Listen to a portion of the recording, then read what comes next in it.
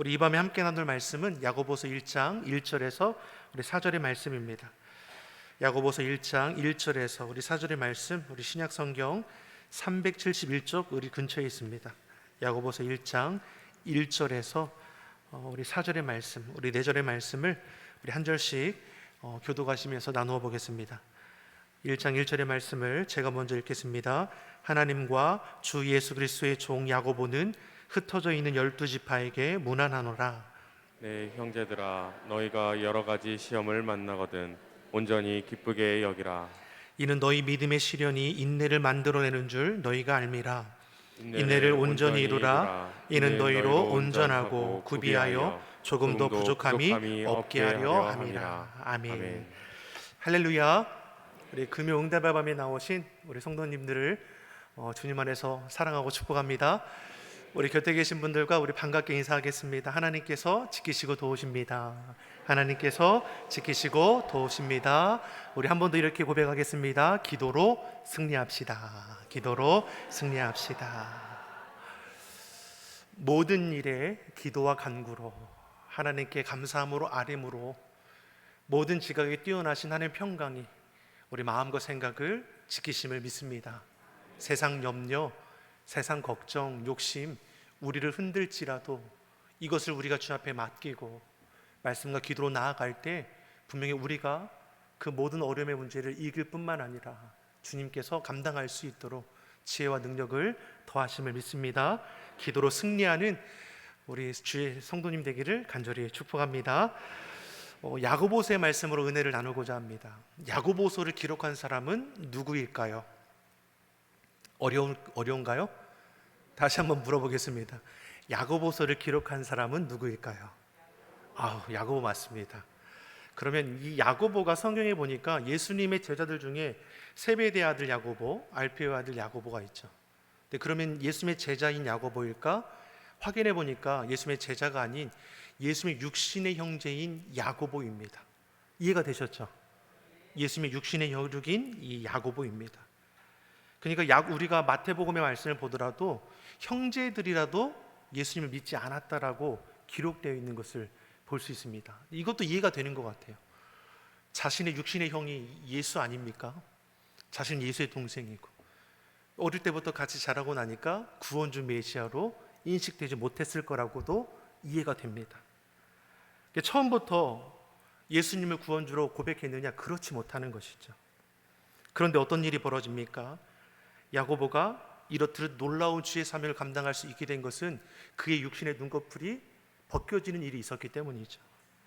하나님 되시는 예수님, 부활하신 예수님을 온전히 경험하고 나니까 예수님이 나의 주, 나의 하나님을 고백하게 되는 것입니다. 예수님이 하늘 보좌 버리고 성육신 하셔서 우리의 죄를 대신하여 피 흘려주신 그 사실, 십자가에 달려 죽으셨고 죽음을 이기고 부활하신 예수 그리스도를 그때야 믿어지게 되는 것이죠. 그로 인해 그의 고백이 놀랍도록 바뀌어지는 것을 볼 수 있습니다. 우리 1절의 말씀을 다시 한번 보겠습니다. 하나님과 주 예수 그리스도의 종 야고보는 흩어져 있는 12지파에게 문안하노라. 스스로를 가리켜 무엇라고 말합니까? 하나님과 주 예수 그리스도의 종이라는 거죠. 자신은 하나님과 예수님의 종입니다. 여기서 종은 헬라어로 둘로스 있는데 노예라고 뜻합니다. 노예는 자유가 없죠. 자신의 생명에 대한 결정권도 없습니다. 노예는 주인을 섬기는 자이고 주인의 뜻에 전적으로 복종하는 자입니다. 야고보는 스스로를 가리켜 자신은 종입니다 라고 고백합니다. 종으로서 모든 결정권을 예수님께 맡긴 것이고 예수님의 말씀 앞에 절대적으로 순종하겠다라는 고백이 담겨 있는 것이죠. 이러한 고백 아래 야고보는 예루살렘 교회를 섬기는 자로 세움받게 되고 당시 개종한 유대인 그리스도인들을 양육하는 리더로서의 사명을 감당하게 됩니다. 그래서 1절 하반절의 말씀을 보니까 어떻습니까? 야고보는 흩어져 있는 12지파에게 문안하노라. 여기서 흩어져 있는 12지파는 누구를 가리키냐면 당시 기독교에 대한 극심한 박해로 인해서 예루살렘을 떠날 수밖에 없었던 그 믿음의 사람들을 가리킵니다. 이들은 예수를 믿는다는 이유로 모진 박해와 핍박을 받아야 했고 자신의 터전을 떠나서 곳곳으로 흩어질 수밖에 없었습니다. 이들은 믿음을 포기하지 않고 믿음을 지키기 위해서 자신의 삶의 터전을 떠난 것입니다. 믿음으로 지킴으로 인해 자신을 떠나서 나그네 된 삶을 살아갈 수밖에 없었다라는 것이죠. 그러면 흩어진 이들이 무엇을 했겠습니까? 가는 곳마다 여호와 하나님을 예배하며 주의 복음을 전하는 전도자의 삶을 살아가는 것이죠. 마치 사도행전 1장 8절에 오직 성령이 너에게 임하시면 너희가 권능을 받고 예루살렘과 온 유대와 사마리아와 땅끝까지 이르러 내 증인이 되리라. 분명히 핍박과 모진 박해로 인해 흩어질 수밖에 없었지만 이 또한 무엇입니까? 하나님의 말씀이 성취되는 하나의 과정으로 쓰여지게 되었다라는 것이죠. 비록 이들은 시련 가운데 처해 있지만 하나님은 저들을 통해서도 주의 말씀을 이루어 주시는 놀라운 역사를 보게 하는 것입니다. 그러니 흩어져 있는 이들에게 무난하기를 야고보가 첫 말을 하는 것이 무엇입니까? 1장 2절의 말씀, 바퀴론에 흩어진 유대인 그리스도인들을 향해서 뭐라고 첫 말을 합니까? 2절의 말씀을 같이 한번 보겠습니다. 내 형제들아 너희가 여러 가지 시험을 만나거든 온전히 기쁘게 여기라. 아멘. 나는 하나님과 주 예수 그리스도의 종된 야고보입니다. 그렇게 인사를 마치고 나서 본론으로 들어가는데 제일 우선적으로 하는 말이 무엇입니까? 시험에 대한 이야기를 하는 것이죠. 야고보가 첫 주제로 시험에 대해 이 말을 하는 이유가 있습니다. 그것은 그리스도인이 예수님 믿으면서 처음 당하는 것도 시험이고 마지막으로 당하는 것도 시험이기 때문입니다. 그러므로서 그리스도인들에게 누구나 시험에 대한 바른 이해가 필요한 것이죠. 오늘 본문을 통해서 야고보를 통해서 우리가 알 수 있는 것이 무엇입니까? 시험을 너희가 만나거든 기쁘게 여기는 자가 되라 말씀합니다. 사랑하는 성도 여러분, 이 말씀이 우리에게 은혜로운 도전이 되기를 간절히 바랍니다. 2절 말씀에 내 형제들아, 예수님 믿어 주님 안에서 한 형제 된 우리가 여러 가지 시험을 만나거든. 이 말은 시험을 당할 때마다 라는 의미가 됩니다. 시험을 당할 때마다 믿는 우리가 어떻게 해야 할 것이냐? 기쁘게 여기라 말씀하는 것입니다. 그냥 기쁘게 여기라는 것도 아니라 온전히 기쁘게 여기라 말씀합니다. 사랑하는 성도 여러분, 시험이 좋은 겁니까? 시험이 좋은 거 아니죠. 우리를 힘들게 하는 겁니다.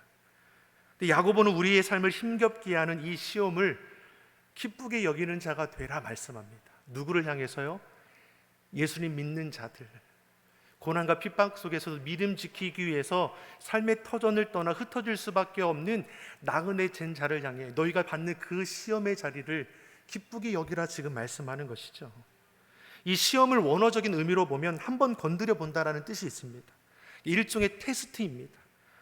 그러니 엄격히 구별하여 보면 여기서 말하는 시험은 시련에 더 가까운 것이죠.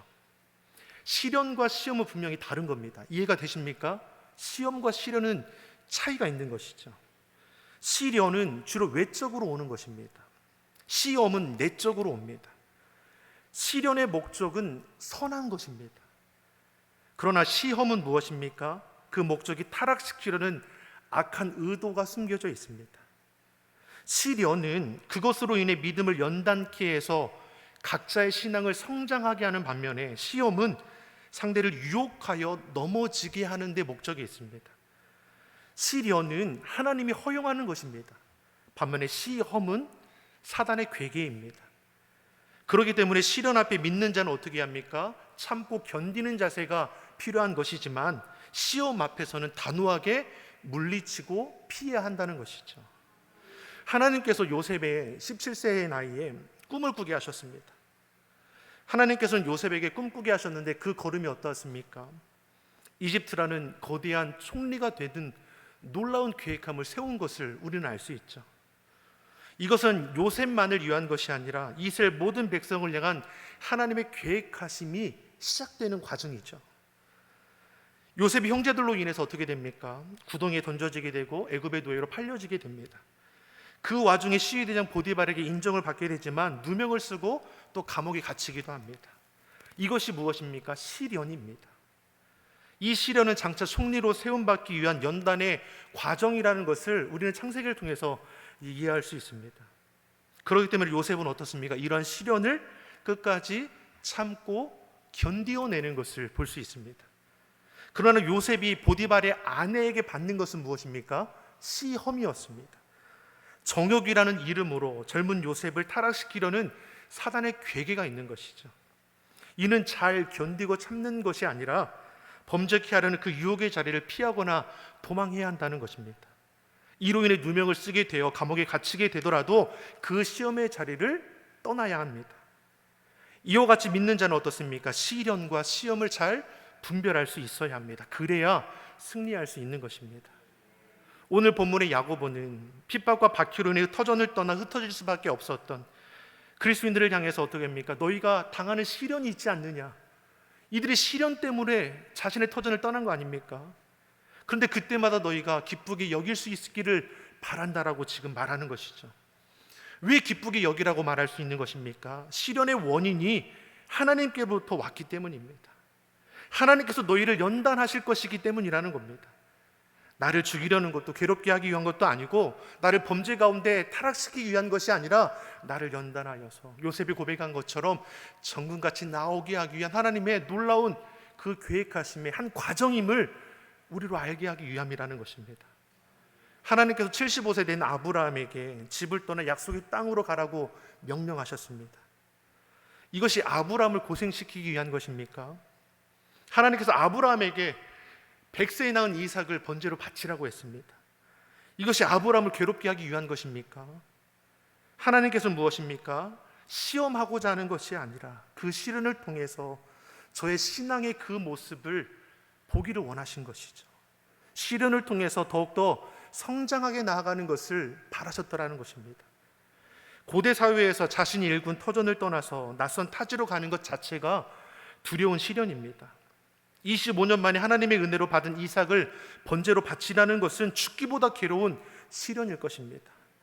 그러나 이러한 시련의 과정을 통과했을 때 하나님께서는 그를 인정해 주셨고 그의 앞날을 형통케 하셨음을 우리는 기억해야 합니다. 복의 근원으로 세워주셨고 열국의 아비라 인정해 주셨습니다. 즉 시련을 통과한 자에게 하나님께서 예비하신 놀라운 은혜를 누리고 나아가게 된다는 것입니다. 그래서 야고보가 오늘 본문에 여러 가지 시험을 만나거든 시련을 당할 때마다 너희가 온전히 기쁘게 여길 수 있는 자가 되라는 것입니다. 시련은 축복으로 연결되는 하나님의 방법이란 것입니다. 아멘이십니까? 우리 이렇게 한번 고백하겠습니다. 시련은 축복입니다. 아멘이십니까? 아유, 이런 시련 안 받았으면 좋겠다 생각이 들죠. 우리 곁에 계신 분들하고 우리 담대히 선포해 보겠습니다. 시련은 축복입니다. 아멘. 이러한 은혜를 우리가 경험되어지기를 간절히 소망합니다. 욥이 당한 재앙은 하나님께서 허락한 시련입니다. 그렇기 때문에 사람의 생각으로 판단해서는 안 됩니다. 사람의 생각으로 판단될 수도 없는 겁니다. 욥의 자녀들이 하루아침에 죽게 된 것을 사람의 생각으로 어떻게 이해할 수 있는 겁니까? 그 많던 재산을 하루아침에 다 풍비박산 나는 것을 우리 인간의 생각으로 어떻게 이해할 수 있는 것입니까? 욥의 몸이 악창이 나고 피고름과 가려움 때문에 죽지 못해 사는 인생이 된 것을 우리가 어떻게 이해할 수 있는 겁니까? 그런 욥에게 아내가 뭐라고 합니까? 하나님을 욕하고 죽어버리라고 저주하지 않습니까? 그의 세 친구들은 그가 당하는 고통을 비웃고 너의 죄로 인함이 아니냐, 더욱더 그 마음을 고통스럽게 하지 않습니까? 이런 상황 가운데 욥이 그럼에도 고백하기를 23장 10절에서 우리에게 놀라운 도전을 주는 것이죠.